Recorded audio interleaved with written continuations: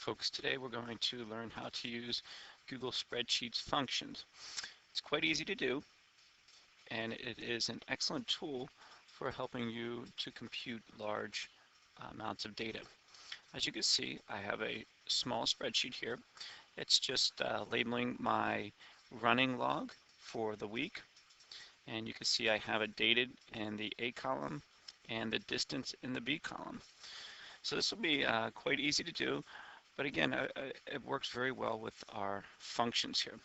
So the first function I'm going to work with, I'm going to add the numbers in this cell range. You can see the cell range starts with cell B3 and it goes down to cell B9.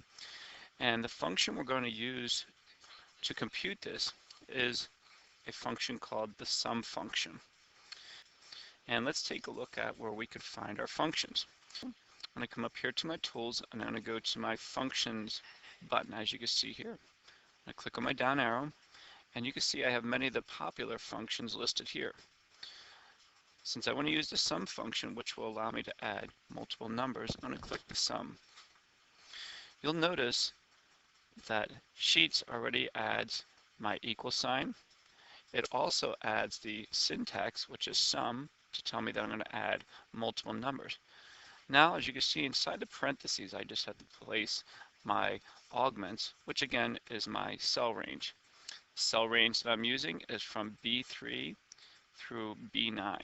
Now I could type this cell range in, such as B3 colon B9, and you'll see that it will highlight my cell range. Once I'm done entering my cell range, I click my enter key, and you'll see that it has totaled these 7 cells quite easily. Okay, now we're going to try to use another function which is called my max function.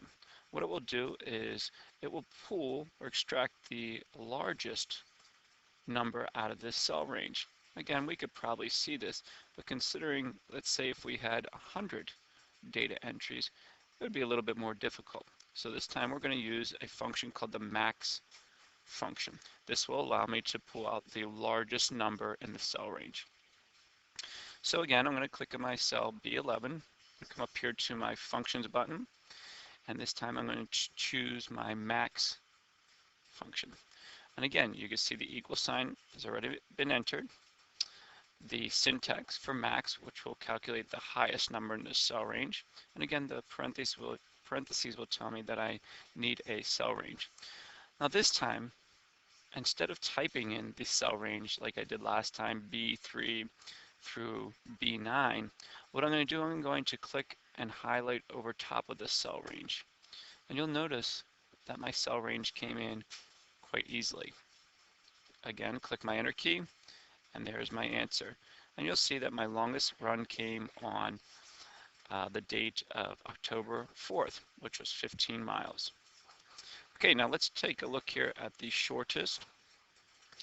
And for the shortest, we're going to use a function that will be called min.